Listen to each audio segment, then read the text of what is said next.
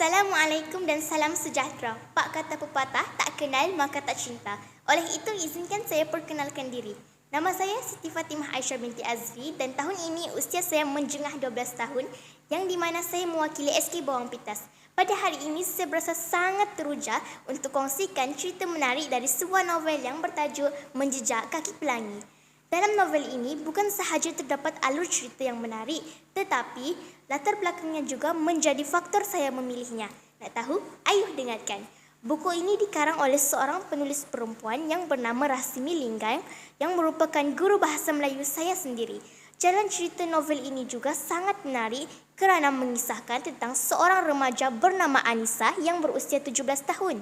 Anissa dibesarkan dalam keluarga yang hanya mengharapkan hasil tanaman padi sahaja. Pada masa yang sama, Anissa mempunyai seorang adik kembar yang bernama Arina. Tetapi persis kata peribahasa Melayu, rambut sama hitam, hati lain-lain. Anissa seorang anak yang rajin berdikari dan pandai, manakala Arina pula seorang pemalas, suka meniru dan mencuri. Arina juga tidak menyukai kakak kembarnya itu kerana Anissa mempunyai lebih banyak kelebihan berbanding dirinya. Pelbagai muslihat dilakukan semata-mata untuk menyakiti hati Anissa. Anissa cuba sedaya upaya untuk menjauhi kembarnya itu supaya tidak membuat masalah lagi. Sehinggalah satu hari, sekolah mereka merancang untuk mengadakan sebuah ekspedisi.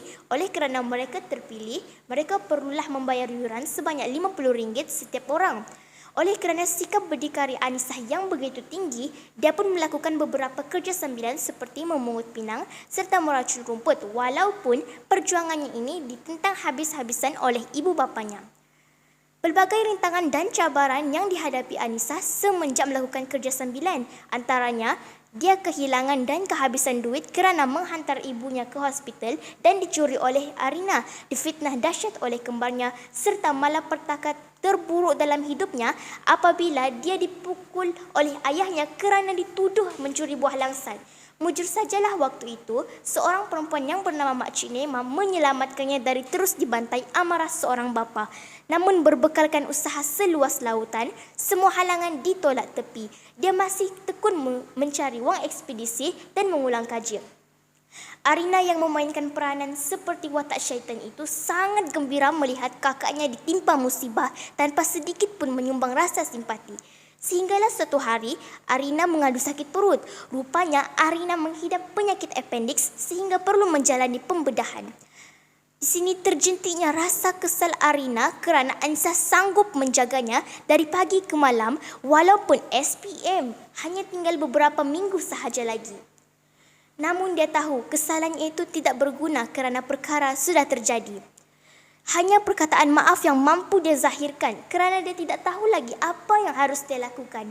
Anissa sentiasa memberi lorong taubat untuk adiknya.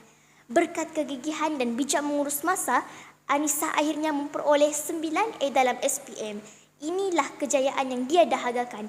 Dia berjaya merealisasikan impiannya untuk membuktikan bahawa seorang itu masih boleh berjaya meskipun menggunakan cara yang berbeza. Sewaktu hari lahir mereka yang ke-17 tahun, penduduk kampung, rakan sekelas serta guru mereka mengadakan sambutan hari jadi mereka di rumah. Anissa berasa sangat gembira kerana itu, bukan kerana kejutan hari jadi, tetapi kerana ibu bapanya telah merestuinya untuk mendaki Gunung Kinabalu serta kejutan yang tidak pernah disangka-sangka apabila Arina mengakui semua dosanya dengan melakukan pengakuan tulus ikhlas. Dia mengembalikan wang Anissa yang telah dia curi dan mengatakan bahawa itu adalah milik kakaknya dan bukanlah miliknya. Anissa memeluknya erat-erat seperti tidak pernah bertemu sedekat. Hanya linangan air mata yang mampu menggambarkan perasaan mereka ketika itu setelah hubungan adik-beradik mereka hampir musnah gara-gara pelbagai tragedi berlaku.